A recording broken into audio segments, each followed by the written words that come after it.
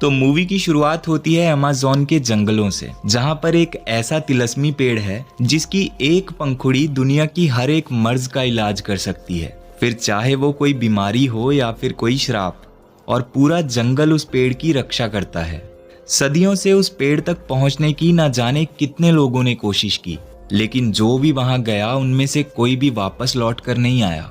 मगर कहा जाता है कि 400 साल पहले एक महान राजा अगीरे ने उस पेड़ तक पहुंचने की ठान ली थी, लेकिन जंगल ने उसे उस पेड़ तक पहुंचने नहीं दिया। और जब वो जख्मी हालत में जमीन पर गिरा हुआ था तो उस पेड़ की रखवाली करने वाले कबीले वालों ने उसकी जान बचाई। कबीले के सरदार के पास उस पेड़ तक पहुंचने की चाबी थी, जिसे अमरशूल भी कहा जाता है, और उसे लेने के लिए अगीरे ने उस सरदार को मार दिया और उसके पूरे कबीले को भी तबाह कर दिया। लेकिन जंगल ने अगीरे और उसके साथियों को एक श्राप दिया, जिससे वो हमेशा के लिए इस जंगल में कैद होकर रह गए। और माना जाता है कि आज भी अगीरे और उसके साथी उसी जंगल में कैद हैं। अब कहानी आती है 1916 में, जहां लंदन में हम एक लड़की लिली को देखते हैं जो कि एक डॉक्टर है। उसके साथ होता है मैक नाम का एक लड़का, जो कि लिली का छोटा भाई होने के साथ साथ उसका असिस्टेंट भी है। लिली काफी समय से उस तिलस्मी पेड़ की रिसर्च कर रही थी, इसलिए वो उस चाबी के बारे में भी जानती थी, और वो जानती थी कि ये अमरशूल उस पेड़ तक पहुंचने की एक मजबूत कड़ी है। पर वो चाबी अब रॉयल सोसाइटी के एक हिस्टोरिकल कलेक्शन में पड़ी हुई थी, इसलिए मैक रॉयल सोसाइटी को तिलस्मी पेड़ के बारे में स्पीच देते हुए कहता है कि उस पेड़ के फूलों की पंखुड़ियों में इतनी पावर है कि हम उसकी मदद से कई बीमारियों का इलाज कर सकते हैं, लेकिन उस तक पहुंचने के लिए उन्हें वो चाबी चाहिए। मगर रॉयल सोसाइटी के मेंबर्स मैक को साफ मना कर देते हैं। तब लिली चुपके से गैलरी में जाकर वो चाबी चुरा लेती है, पर प्रिंस हाकिम लिली को वो चाबी ले जाते हुए देख लेता है और वो उसे पकड़ने की कोशिश करता है, क्योंकि हाकिम भी उसी चाबी के लिए वहां आया था। लेकिन लिली उसे चकमा देकर वहां से भाग जाती है और इसके बाद वो मैक के साथ जंगल की तरफ निकल पड़ती है। दूसरी तरफ एंट्री होती है मेरे personal favourite superstar Devin Johnson की, जिसे हम द रॉक के नाम से भी जानते हैं, और इस मूवी में उसका नाम है फ्रैंक। फ्रैंक वहां पर एक टूरिस्ट गाइड का काम करता है और वो लोगों को अपनी बोट पर अमेज़न जंगल की सैर करवाता है और उन्हें अलग अलग तरीकों से डरा कर अच्छी खासी कमाई भी कर लेता है। लिली जब वहां पहुंचती है तो सीधा मिस्टर नीलो के ऑफिस जाती है और वहां पर उसे फ्रैंक मिलता है। एक्चुअली फ्रैंक नीलो के ऑफिस से अपने बोट की चाबी चुराने आया था, क्योंकि नीलो का कर्जा ना चुकाने पर फ्रैंक की बोट का इंजन और चाबी नीलो ने अपने पास रख ली थी। फ्रैंक लिली के सामने ऐसा बिहेव करता है जैसे कि वो ही मिस्टर नीलो है, क्योंकि लिली ने मिस्टर नीलो को पहले कभी नहीं देखा था। लिली उसे एक नक्शा दिखाते हुए उस जगह के बारे में बताती है जहां वो जाना चाहती है, और कहती है कि वहां जाने के लिए उसे एक परफेक्ट टूरिस्ट गाइड की जरूरत है। लेकिन फ्रैंक उसे डराने की कोशिश करता है, क्योंकि जिस जगह लिली जाना चाहती थी उस जगह तक पहुंचने का रास्ता बहुत ही खतरनाक था। पर लिली कहती है कि वो खतरों से नहीं डरती और फ्रैंक उसके साथ चलने के लिए तैयार हो जाता है। लिली और फ्रैंक सफर पे जाने के लिए पैसों की बात कर रहे होते हैं कि तभी मैक असली मिस्टर नीलो को वहां लेकर आ जाता है और फ्रैंक की पोल खुल जाती है। तब लिली को फ्रैंक पर बहुत गुस्सा आता है, क्योंकि उसे धोखा देने वाले लोगों से सख्त नफरत थी, इसलिए वो अपनी डील कैंसिल कर देती है। पर तभी फ्रैंक लिली के गले में पहने हुए अमरशूल को देख लेता है, इसलिए वो लिली को अपने साथ चलने के लिए मनाने लगता है। पर लिली को उसकी बातों पे बिल्कुल भी विश्वास नहीं था, और तभी वहां पर एक जंगली चीता आ जाता है और वो जैसे ही मैक पर अटैक करने लगता है तो फ्रैंक बीच में आकर मैक को बचा लेता है और उस चीते से फाइट करके उसको वहां से भगा देता है। तब फ्रैंक की बहादुरी देखकर लिली फ्रैंक को अपने साथ ले जाने के लिए तैयार हो जाती है।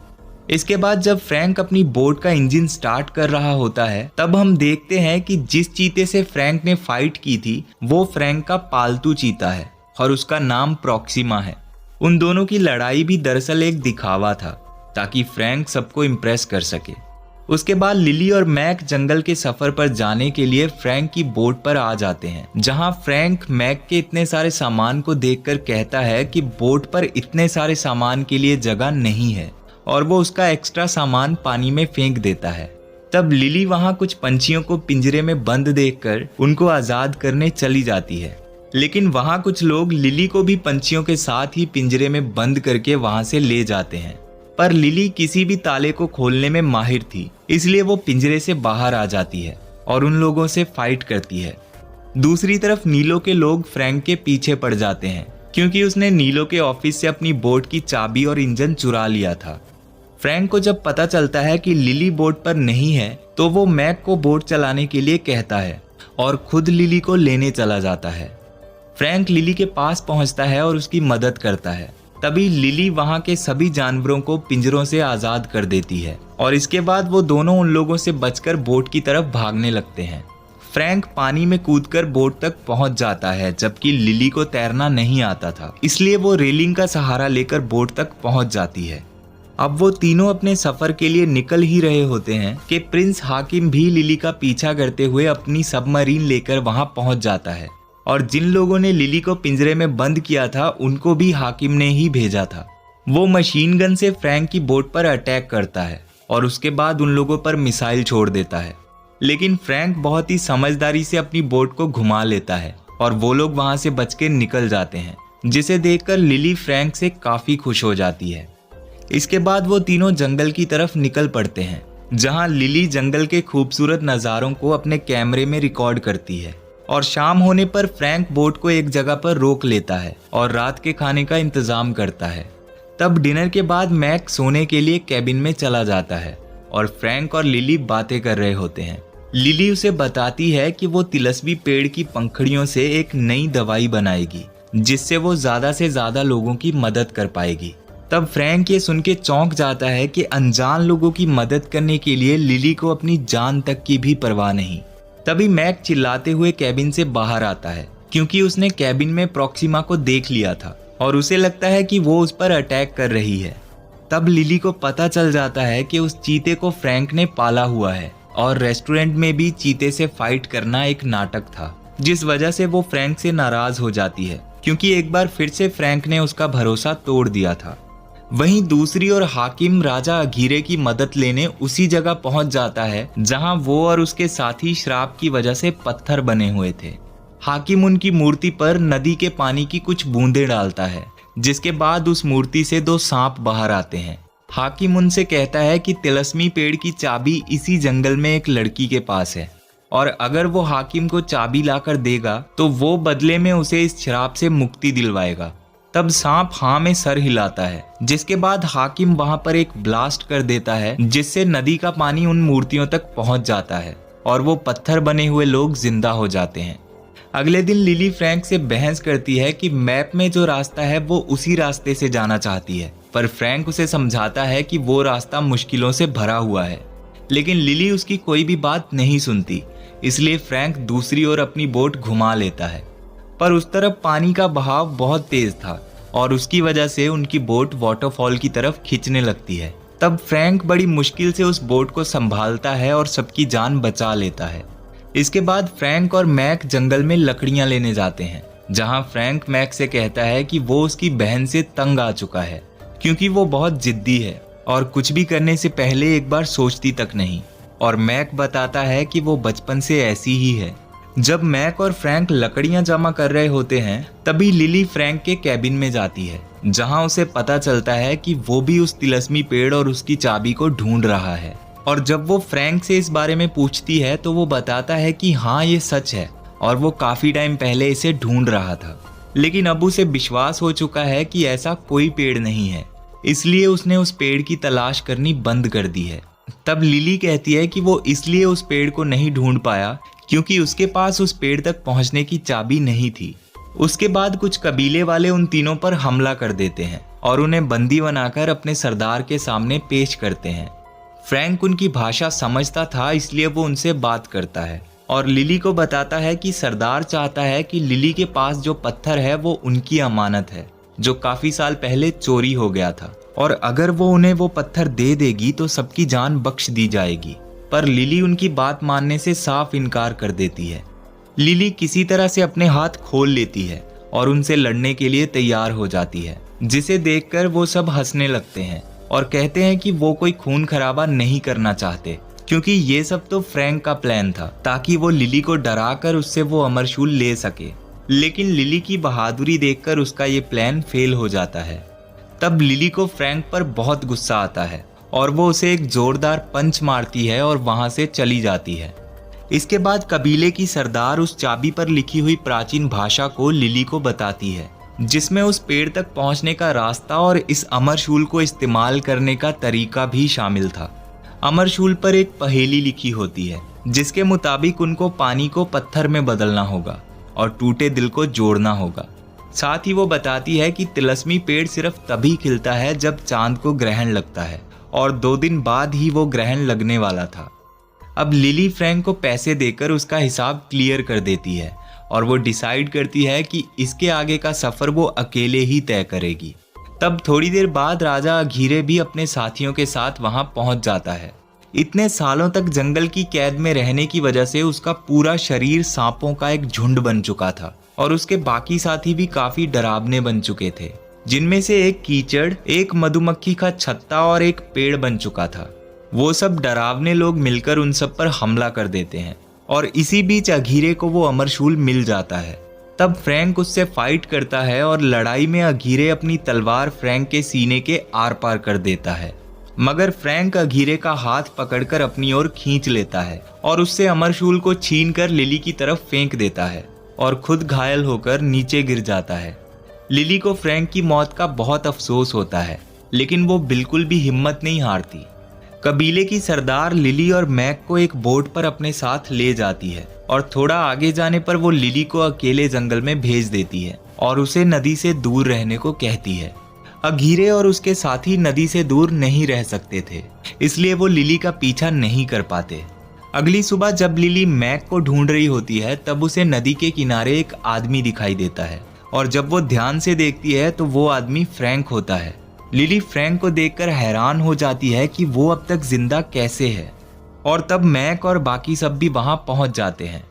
लिली देखती है कि फ्रैंक के सीने में अभी भी वो तलवार अटकी हुई है और उसका खून भी नहीं निकल रहा था। फ्रैंक के कहने पर लिली उस तलवार को बाहर निकालती है, जिसके बाद फ्रैंक उसे अपनी पूरी कहानी बताता है। फ्रैंक बताता है कि उसकी उम्र 400 साल है और अघीरे के साथ उसे भी ये श्राप मिला है।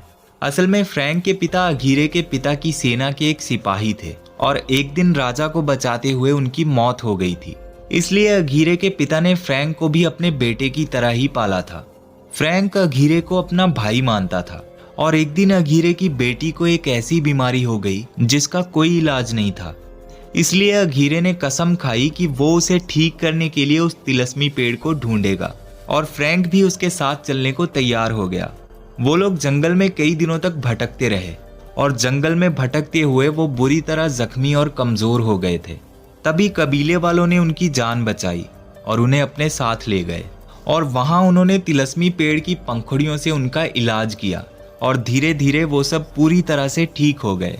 अघीरे को अब विश्वास हो गया था कि उसकी बेटी की जान बच सकती है, इसलिए वो बहुत खुश था।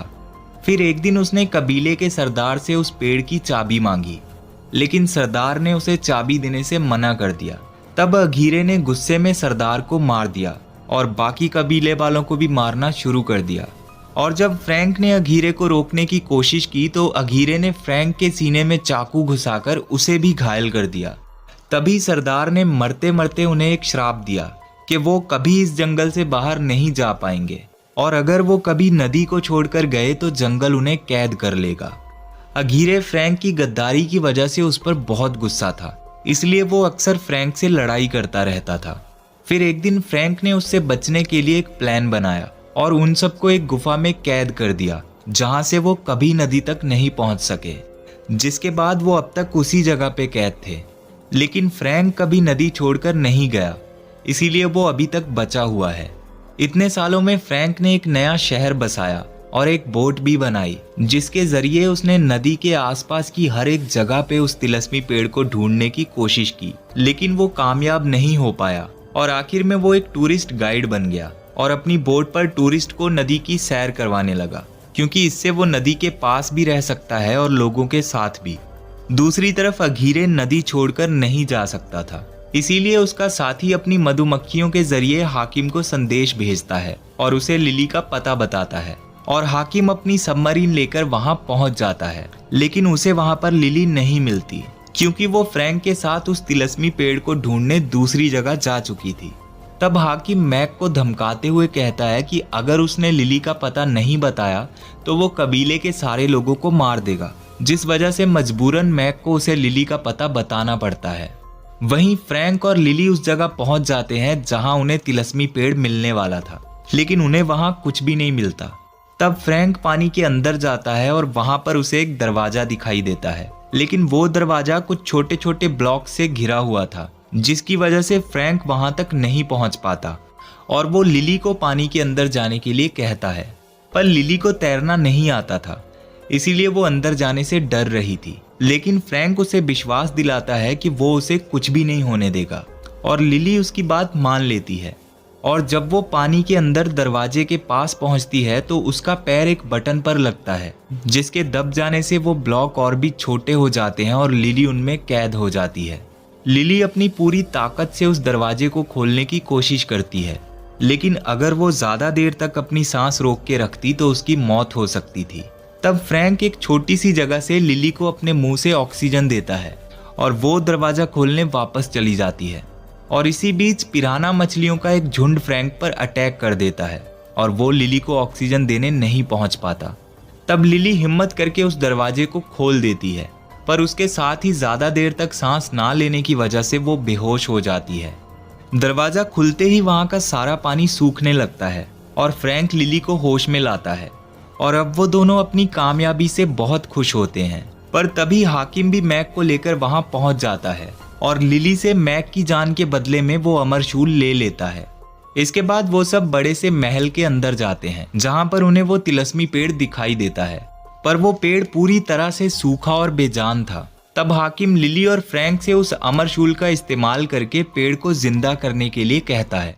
तब फ्रैंक कहता है कि अगर उसने पेड़ को जिंदा किया तो हाकिम को उसे भी एक पंखुड़ी देनी होगी, और हाकिम फ्रैंक की बात मान लेता है। तब लिली फ्रैंक की ये बात सुनकर उदास हो जाती है कि फ्रैंक अब उसे हमेशा के लिए छोड़कर चला जाएगा, क्योंकि लिली अब फ्रैंक को पसंद करने लगी थी, इसलिए वो उसे वापस इंसान बनाना चाहती थी। पर फ्रैंक अमरशूल का इस्तेमाल करने में नाकामयाब हो जाता है। तब हाकिम लिली से इस बारे में पूछता है और लिली कहती है कि उसे भी बदले में एक पंखुड़ी चाहिए, पर हाकिम कहता है कि पंखुड़ी किसी एक को ही मिलेगी। तब फ्रैंक कहता है कि लिली को पंखुड़ी लेने के लिए मेरी जान लेनी पड़ेगी, लेकिन फ्रैंक तो मर ही नहीं सकता था, इसलिए लिली उसका प्लान समझ जाती है और वो उस चाबी को पेड़ के अंदर किसी जगह पर फिट करने की कोशिश करती है। पर तभी उसे वो पहेली याद आती है कि उन्हें टूटे दिल को जोड़ना होगा, और वो समझ जाती है कि वो चाबी पेड़ का दिल है और बिना तोड़े वो इसको कैसे जोड़ सकती है। तब फ्रैंक उस अमरशूल को तोड़ देता है और उन्हें उसके अंदर एक लाल रंग का चमकता हुआ डायमंड दिखाई देता है, जिसे लिली पेड़ पर लगा देती है और पेड़ जिंदा होने लगता है और उस पेड़ की पंखुड़ियां भी खिलने लग जाती हैं। हाकिम पेड़ को जिंदा होते देखकर खुशी से भर जाता है, क्योंकि उसका अब दुनिया पर राज करने का सपना सच होने जा रहा था।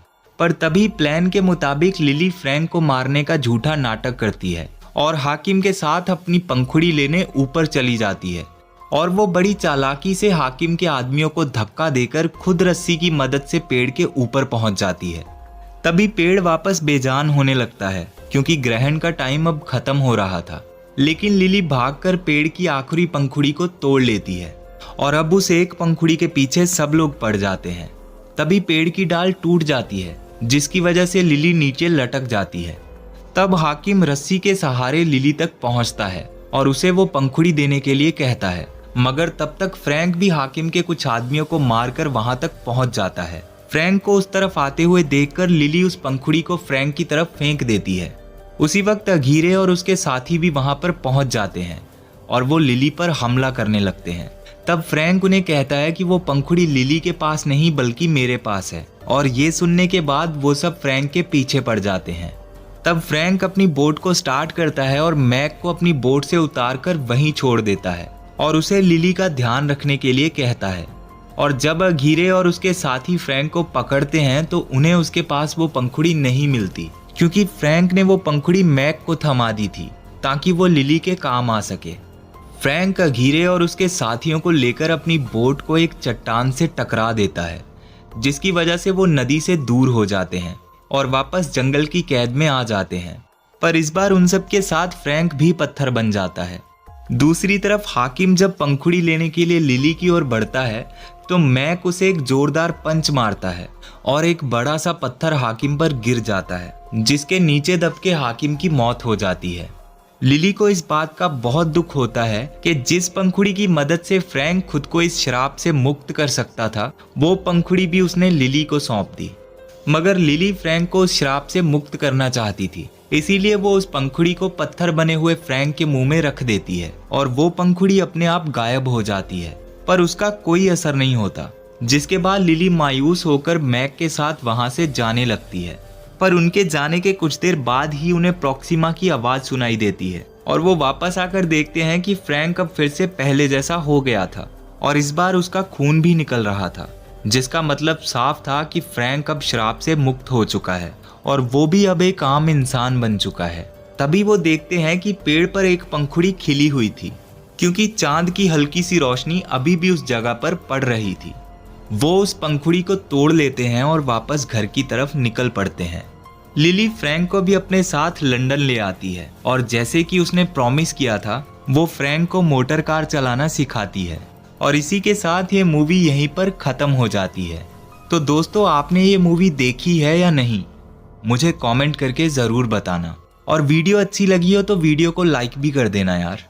और अगर तुम मेरी वीडियो को पहली बार देख रहे हो तो यार ज़्यादा सोचो मत और चैनल को जल्दी से सब्सक्राइब कर लो, क्योंकि मैं ऐसी ही इंटरेस्टिंग वीडियोस आप लोगों के लिए लाता रहता हूँ। चलो अब मैं मिलता हूँ तुम सबसे नेक्स्ट वीडियो में। तब तक के लिए टाटा, बाय बाय, राधे राधे।